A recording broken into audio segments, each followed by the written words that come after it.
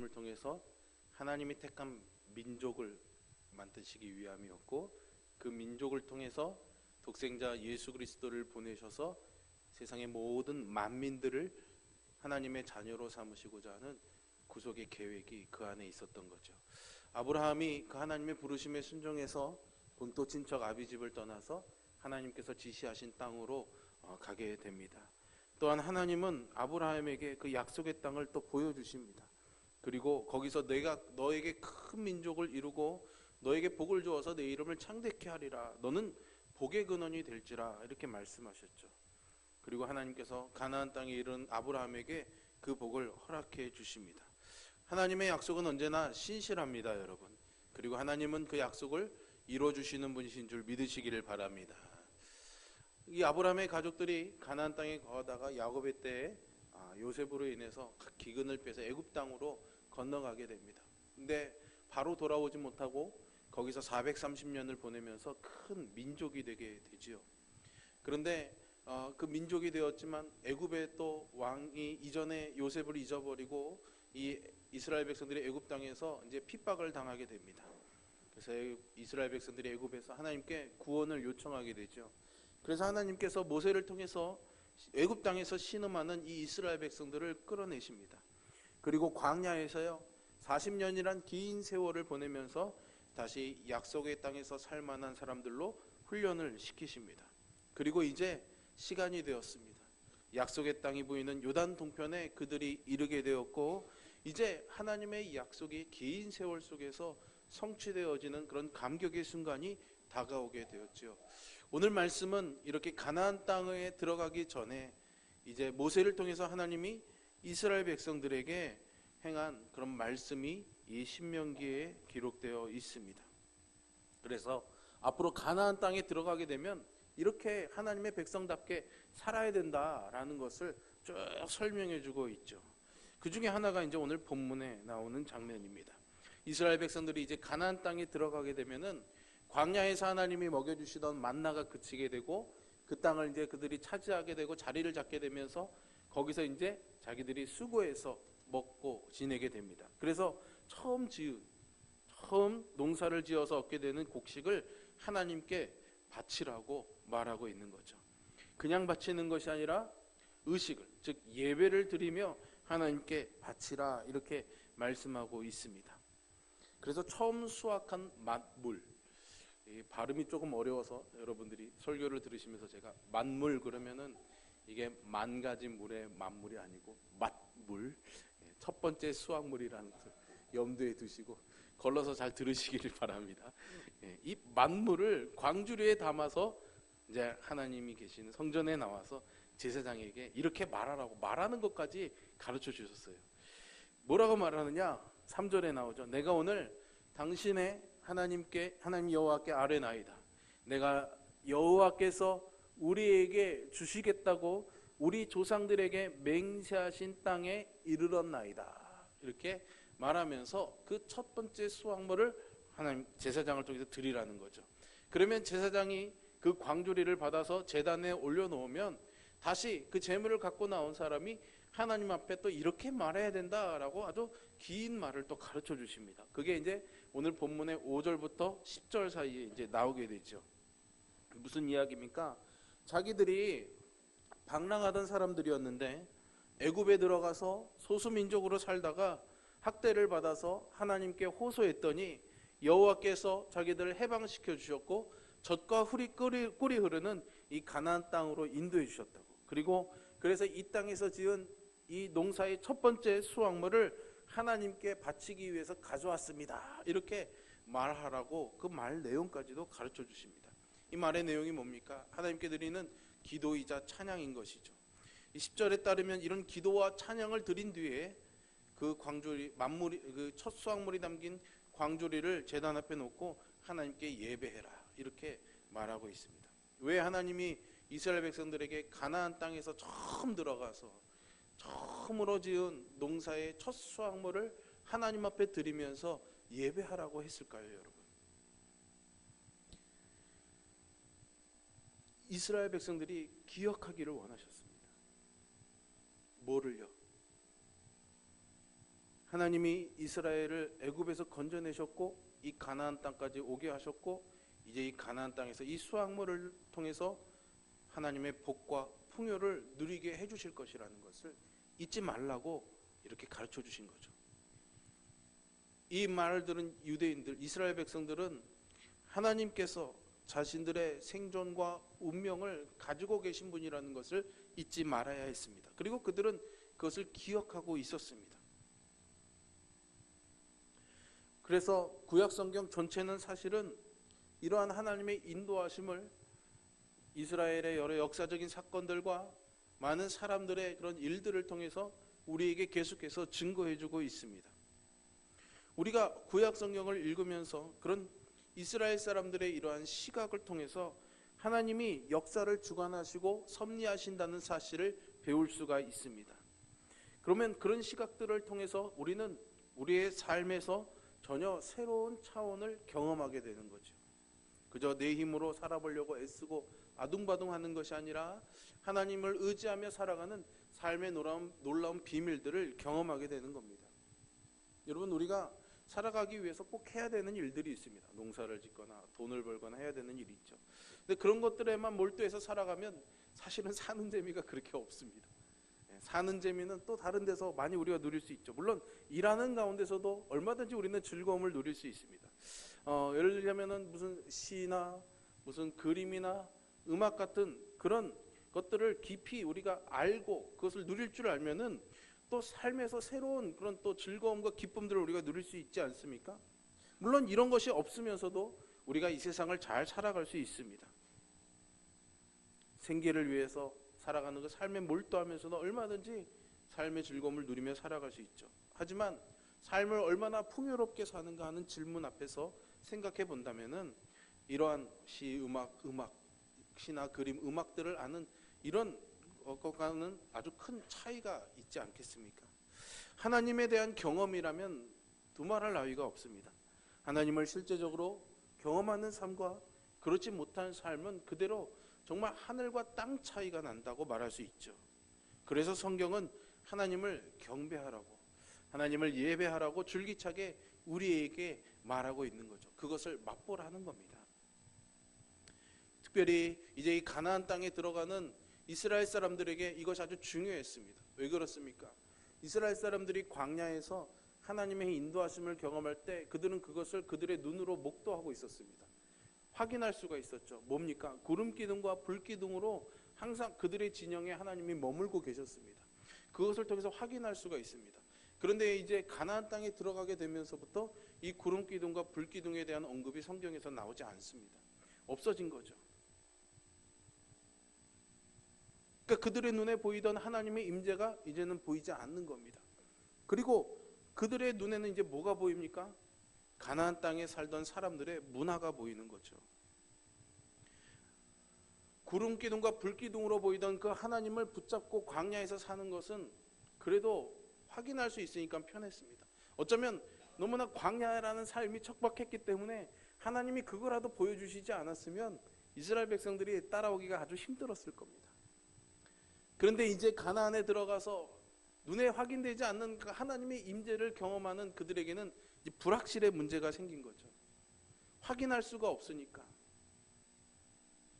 이제 가나안 땅에 들어가서 하나님과 동행하는 삶을 어떻게 확인할 것인가의 문제가 이들에게 있었던 거죠. 이스라엘 백성들이나 우리나 사실은 별로 그렇게 다를 바가 없지 않습니까? 우리도 이 땅에서 하나님의 함께 하심을 믿습니다.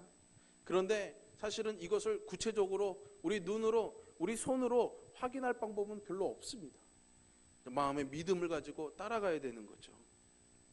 하지만 우리 눈에 보이는 세상에 좋아 보이는 것들, 세상에서 이렇게 하면 성공할 수 있어, 세상에서 이렇게 하면 풍요로운 삶을 살 수 있어, 세상에서 이렇게 하면 행복한 삶을 살 수 있어 하는 우리 손에 쥐어진 방법들은 참 많이 있습니다.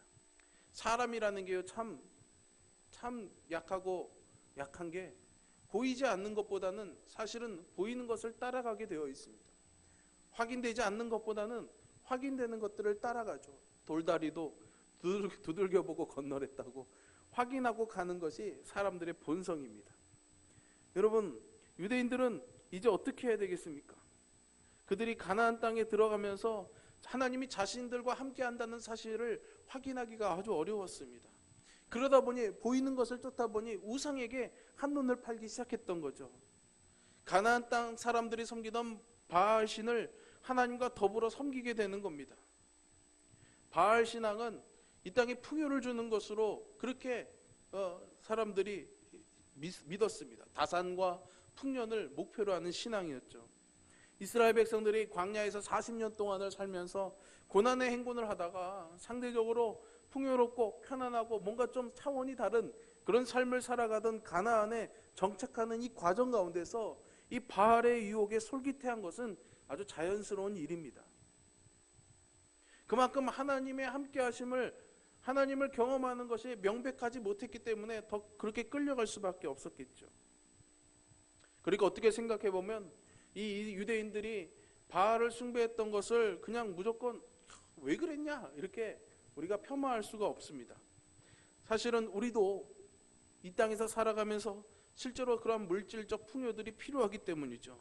특별히 경제적 가치가 최고로 부각되고 있는 이 현대 사회에서 하나님을 믿는 사람이라고 해도 우리가 이런 물질, 돈 이런 것들을 무시하며 그렇게 살아갈 수는 없는 거 아니겠습니까? 심지어는 우리가 교회 안에서 여러 가지 하나님 나라를 위한 활동을 하면서도 항상 그 모든 기도와 계획과 그런 모든 일들 가운데 항상 고려되는 것이 또 이 물질의 문제 아니겠습니까? 얼마큼 재정이 있느냐, 얼마큼 돈이 모아지느냐에 따라서 일을 하느냐 마느냐 결정할 때가 참 많이 있죠. 개인의 삶에서도 마찬가지일 겁니다. 그래서 우리는 사실은 잘 되기를 많이 바랍니다. 장사가 잘 되면 좋은 거고, 교회도 어느 정도 재정적인 토대가 갖춰지기를 우리는 기대합니다. 기독교인으로서 세상에서 공부도 잘하고 사회적인 지위를 얻는 것이 아주 좋습니다. 각각의 부분에서 어떤 성과들을 이뤄내는 그런 일들을 우리가 해나가야 되죠. 이런 것들을 단절하고 우리가 어떤 수도원 같은 데만 들어가서 살 수는 없을 것입니다. 더군다나 정말 생존 경쟁이 치열한 이 세상 가운데서 가족들을 데리고 살아야 한다면 더더욱 그렇겠죠. 내 한 몸 그냥 삼가고 약하고 부족한 가운데 사는 것이야 얼마든지 감내할 만하겠지만 가족이 함께라면 또 우리의 생각이 달라질 수 있습니다. 그러다 보니 이러한 우상숭배, 세상 문화를 쫓는 일을 마냥 외면하기가 참 쉽지는 않은 거죠. 여러분 좀 그런 것 같지 않습니까? 그런 것 같으면 고개를 좀 끄덕끄덕 이렇게 동의 감사합니다. 그런데요, 여러분, 그런 사정들을 다 이해한다고 해도 하나님이 그걸 모르셨겠습니까? 다 알고 계시죠. 그래서 사실은 신명기에서 장황하게 하나님께서 이런저런 말씀들을 이스라엘 백성들에게 하고 계시는 겁니다. 그리고 그런 것들을 우리가 견뎌내기 어렵다는 것을 알면서도 무엇보다도 그런 바알 숭배, 우상 숭배, 물질 숭배, 세상 숭배를 우선적으로 척결해야 될 죄로 여긴 것은 그것이 그만큼 하나님 신앙을 손상시키는 데 있기 때문이죠.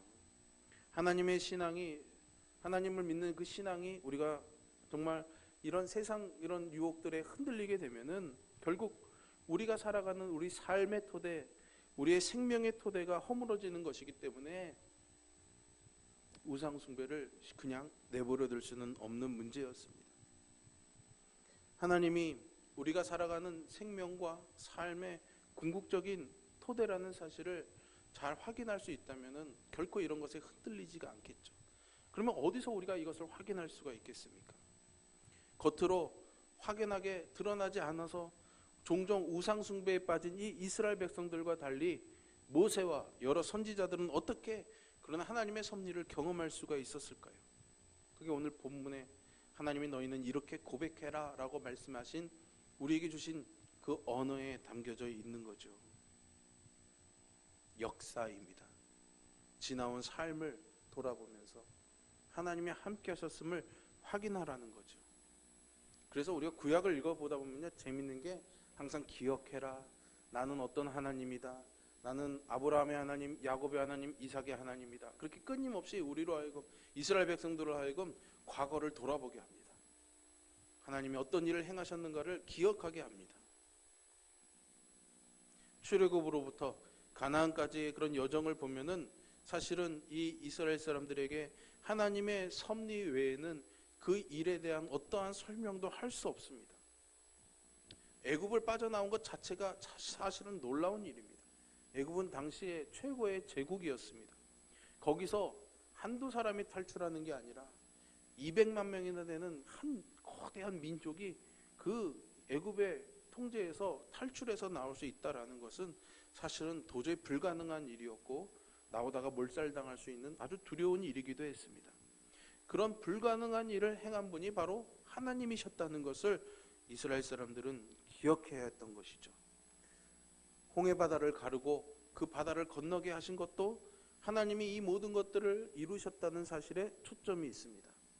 수백만 명의 사람들이 광야를 40년 동안 지나가며 살아왔던 것도 불가사의한 일입니다. 그들은 만나와 메추라기 이야기를 통해서 하나님이 자신들의 삶에 개입하시고 역사하셨다는 그 신앙을 표현했습니다. 자신들이 그렇게 살아왔던 삶이 기적적이었다는 뜻이죠. 우리의 삶도 마찬가지입니다. 개인적으로 우리의 삶도 기적입니다. 우리가 태어나면서부터 지금까지, 그리고 그 이후에 죽음의 순간까지 그 모든 것들이 기적인 거죠. 사실은 너무나 우리가 지금 살고 생활해 나가는 것이 당연한 것처럼 여기지만 하루하루를 산다는 것이 우리에겐 사실 기적인 것이죠. 지금 우리가 먹고 마시며 살아가는 그 모든 과정 자체가 하나님 없이는 해명이 불가능한, 마치 만나와 메추라기 사건처럼 정말 놀라운 하나님의 인도하심과 또 공급하심임을 믿는 저와 여러분이 되기를 바랍니다. 그저 내 삶은 하나님이 이끄셨기 때문에 가능한 것이라는 그런 믿음이 우리에게 있어야겠죠. 그러나 신앙을 가지면서도 때론 그런 우리의 생각들이 많이 흔들릴 때가 있습니다. 또 그런 생각을 하지 않는 분들도 있죠. 생각이 다른 사람들도 있습니다.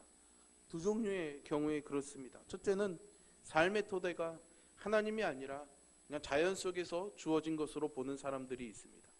나를 그냥 자연의 일부로 여기고 그냥 순리대로 살면은 충분하지, 뭐 굳이 거기에 하나님을 끌어들일 필요가 있냐라는 거죠.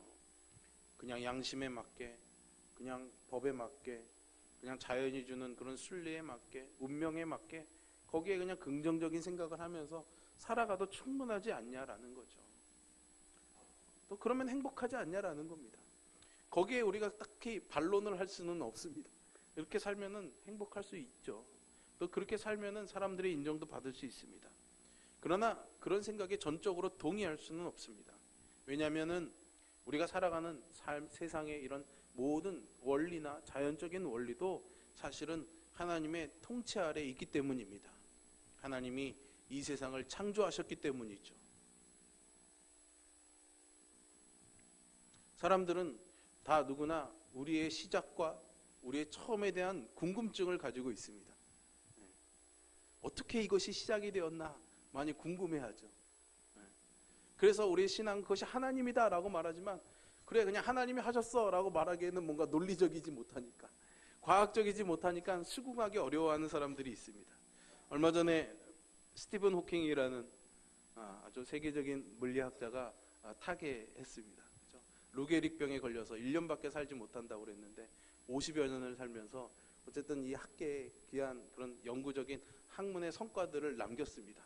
이분이 연구한 그 연구의 내용에 뭐 다 자세히 설명드리면 과학적인 거니까 저도 잘 이해 못하고 여러분들 잘 이해하시지는 못하겠지만, 중요한 포인트가 뭐냐면 우주가 어떻게 시작이 되었냐라는 거죠. 우주가 어떻게 시작되었냐를 사람들은 알 수 없다고 생각합니다. 그러니까 이제 종교에서는 하나님이 하신 거다, 신이 한 거다 이렇게 끝내버린다고 생각하는 거죠. 근데 그게 아니라는 거죠. 논리적으로 과학적으로 우주의 현상들을 연구해 나가면 그 처음을 밝힐 수 있다라는 거예요. 그렇게 찾아갈 수가 있고, 그 원리를 찾아가면 앞으로 미래에 어떤 일이 일어날지도 알 수 있다라는 겁니다. 그래서 그가 이런 말을 했다고 합니다. 신이 존재할지도 모른다.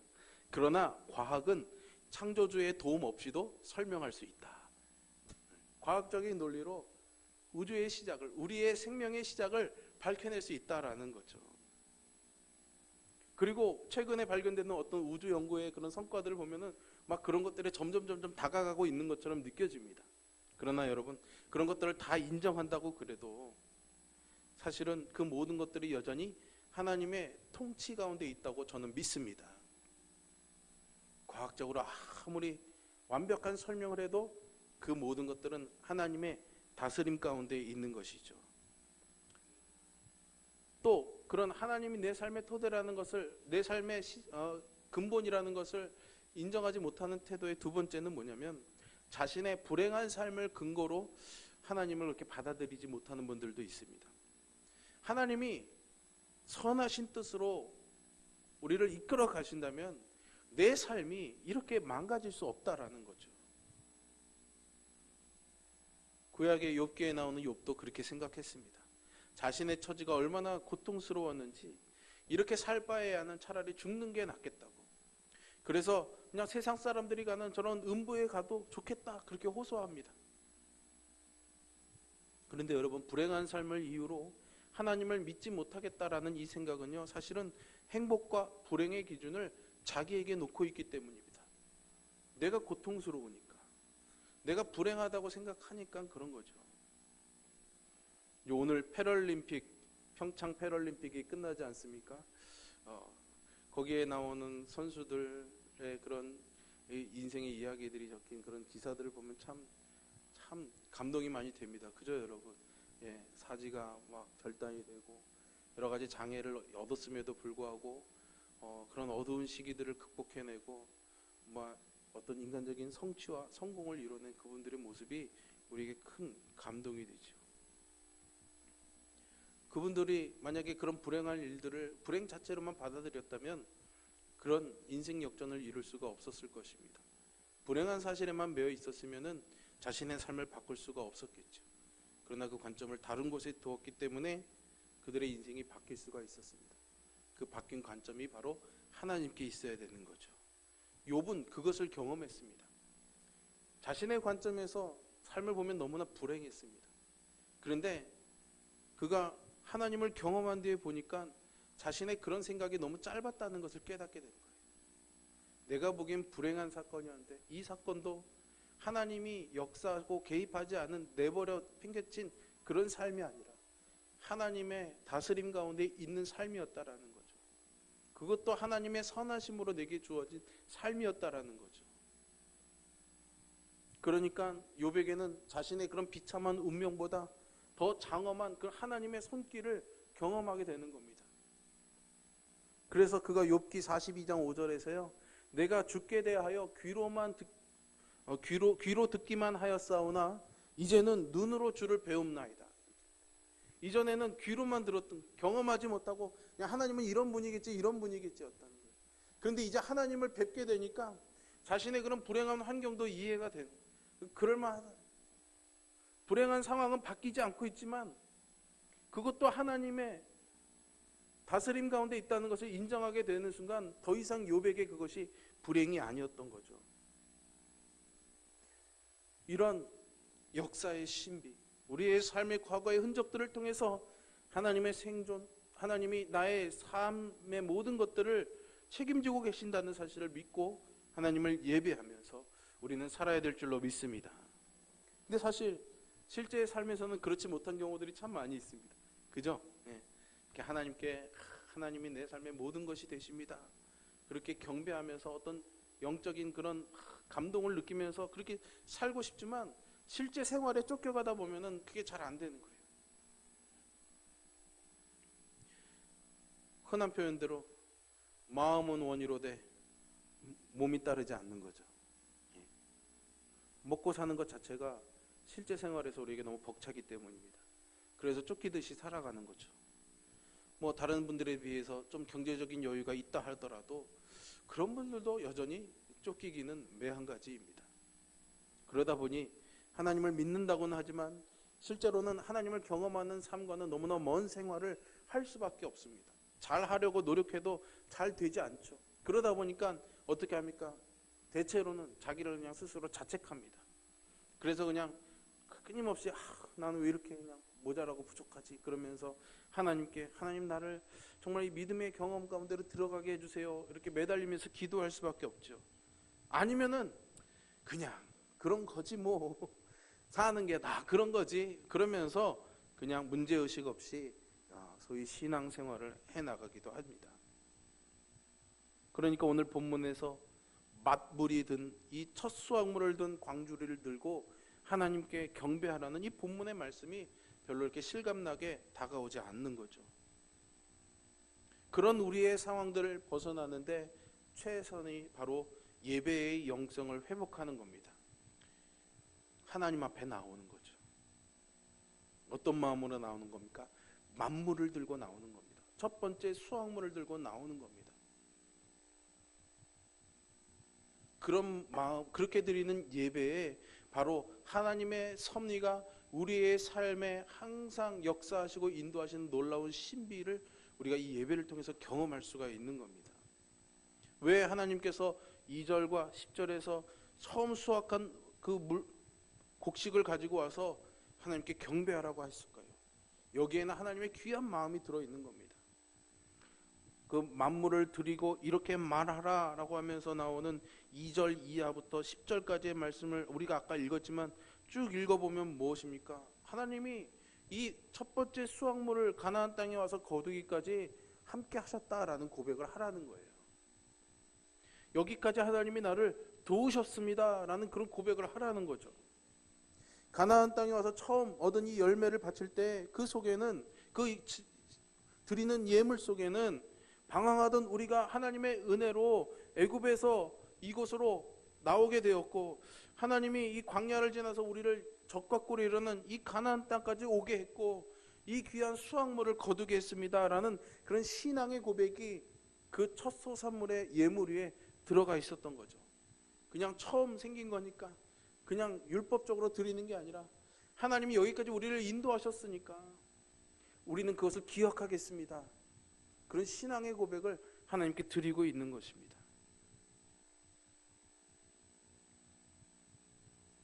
왜 이 첫 번째 수확물에 그러한 신앙의 고백이 담기는 걸까요? 왜 우리는 또 그렇게 그들을 따라서 첫 예물을 드려야 되고 우리의 삶을 하나님께 드려야 되고 왜 이렇게 한 주간의 첫날인 주일에 와서 예배해야 되는 걸까요? 그 이유는 하나님의 능력과 하나님의 권능이 여기에 있음을 고백하는 것이기 때문입니다. 그래서 내가 살아가는 것이 내 삶이 내 뜻대로 살아가는 것이 아니라 하나님의 능력으로 살아가는 것이라는 의미로 나의 맛물, 첫 번째 수확물을 드리는 거죠, 여러분. 이것은 단지 무슨 장사를 처음 시작할 때 첫 달에 무슨 소득이나 첫 번째 월급이나 뭐 그런 것을 드리라는 의미로 우리가 적용할 수도 있겠지만 꼭 그것만을 말하는 것은 아닙니다. 매일 매 순간의 삶에 우리는 항상 처음이 있습니다. 그죠? 그 순간에 하나님을 기억하라는 거죠. 그 시간을 드림으로, 그 물질을 드림으로, 그 마음을 드림으로 그곳까지 오셨던 그 하나님을 기억하면서 앞으로 그 이후의 삶에도 우리가 눈에는 보이지는 않지만 여전히 하나님이 그 자리에 함께 계신다는 사실을 결코 의심하지 말라는 거죠. 그 믿음의 드림이 있는 자리가 바로 이 예배의 자리입니다. 그래서 우리는 항상 이 예배의 자리에 나와 하나님께 우리의 만물을, 우리의 마음을 다 드리는 그런 예배를 드려야 될 것입니다. 그리고 그 하나님을 기억하는 우리의 믿음이 있을 때 우리의 삶에도 이전까지 함께 하셨던 그 하나님의 섭리와 인도하심이 여전히 이어지게 될 줄로 믿으시기를 바랍니다. 그래서 예배는 우리의 위대한 신앙의 고백이 되는 겁니다. 이 자리에 와서 우리가 그런 신앙의 고백을 드림으로 하나님을 경배해야 되는 것입니다. 여러분, 오늘 여러분들이 갖고 나온 만물은 무엇입니까? 그저 그냥 여기 와서 점심 한 끼 먹고 뭔가 예배 때 큰 감동을 받고 돌아가기를 바라는 그런 바람으로 오셨습니까? 그런 바람을 하나님이 또 받으시고 우리에게 정말 은혜를 베풀어 주시는 줄로 믿습니다. 하지만 우리는 이제 가나안 땅에 들어가기 위해서 그 땅에 들어가 첫 소산을 하나님께 드리라는 이 하나님의 말씀 앞에 서 있는 이스라엘 백성들처럼 우리의 삶에 내일 어떤 일이 벌어질지 모르지만 그 삶이 바로 가나안 땅에서의 삶이 되고 그 삶에서의 첫 소산물을 하나님께 드릴 수 있는 그런 예배의 자리에서 우리의 위대한 신앙이 고백되어질 수 있기를 간절히 소망합니다. 모세는 오늘 본문에서 하나님께 경배하라는 말과 더불어서 11절에서 이 예배의 즐거움을 레위인과 너희 가운데 거류하는 객과 함께 나누라고 했습니다. 레위인이 어떤 사람들입니까, 여러분? 이 사람들이 기업이 없는 사람들입니다. 땅이 없는 사람들이에요. 그리고 객은 어떤 사람들입니까? 잠시 와서 머무는 사람들입니다. 레위인과 이 객의 공통점 뭐냐면은 땅이 없는 겁니다. 땅이 없으면 뭐가 없습니까? 수확물이 없습니다. 분명히 오늘 말씀에서는 첫 수확물을 하나님께 드리고 나서 예배하라고 그러는데 레위인과 이 객은 수확물이 없습니다. 그럼 이 사람들은 예배할 자격이 없습니까? 있습니다. 왜? 하나님의 공동체이기 때문입니다. 하나님에게 속한 공동체 안에 있기 때문입니다. 그래서 그들을 불러다가 함께 이 즐거움을 나누라는 겁니다. 그들이 수확물이 없을지라도 우리가 가진 것을 가지고 나눔을 통해서, 우리가 그 드림을 통해서 그들도 함께 기뻐하라고 하나님이 명령하고 계시는 거죠. 우리는 거기 그럴 만한 충분한 복을 이미 받은 사람들입니다. 그래서 우리가 가진 자나 못 가진 자나 다 같이 하나님 앞에서 한 형제요 한 자매로서 즐거워하며 그 주신 복을 기뻐할 수 있는 자리가 바로 이 예배의 자리인 것이죠. 그렇기 때문에 예배는 한 사람에게만 머물러서는 안 됩니다. 모든 사람들이 함께 나눔을 통해 기쁨을 공유해야 하는 것이죠. 그래서 초대교회 성도들이 자기의 소유를 다 가지고 와서 함께 통용하며 사는 삶을 그 예배를 통해서 할 수가 있었던 겁니다. 오늘 이 시대는 하나님 여호와를 경배하라는 말을 외면하거나 어색하게 생각합니다. 하나님의 이름을 붙일 수 없는 것을 경배하라고 요구하기도 합니다. 누가복음 4장에 보면 예수님이 시험받는 이야기가 나옵니다. 두 번째 시험에서 마귀가 세상의 권위와 영광을 보여주면서 자기에게 절하기만 하면은 그 모든 것을 주겠다고 유혹합니다. 예수님이 신명기 6장 13절의 말씀을 인용해서 이렇게 대답하십니다. 주 너의 하나님께 경배하고 다만 그를 섬기라. 세상은 우리에게 하나님 아닌 것들 앞에서도 많은 것들을 누릴 수 있다고 유혹합니다. 그러나 하나님은 우리에게 예배의 자리로 나와서 여호와만을 섬기라고 말씀하십니다. 예수님의 말씀이 오늘 우리에게 주시는 말씀이기도 하죠. 여러분, 하나님 여호와를 경배하는 일이 여러분들의 삶에 있기를, 그리고 예배를 통해서 생명의 근원이신 하나님을 경험함으로 여러분들의 생명을 인도하시는 하나님을 경험하시고 참된 평화를 누리시기를 주님의 이름으로 축원합니다. 이렇게 기도하겠습니다. 사랑이 많으신 아버지 하나님, 오늘 이스라엘 백성들을 향해 가나안의 삶을 말씀하신 하나님의 말씀이 이 땅에서 하나님의 백성된 우리에게도 주시는 말씀인 줄로 믿습니다. 우리의 첫 소산을, 우리의 가장 소중한 것들을 하나님께 의탁하면서 여기까지 살게 하신 것도 하나님의 은혜임을 기억하며 앞으로 또 우리에게 주어진 삶을 하나님의 인도하심을 통해 살아갈 수 있는 우리가 되도록 함께하여 주시옵소서. 말씀을 통해 우리의 삶이 변화되게 하여 주시고 이 말씀이 기억나게 하심으로 해서 우리의 삶이 하나님의 능력에 인도하심 받도록 역사하여 주시옵소서. 예수님의 이름으로 기도합니다. 아멘. 320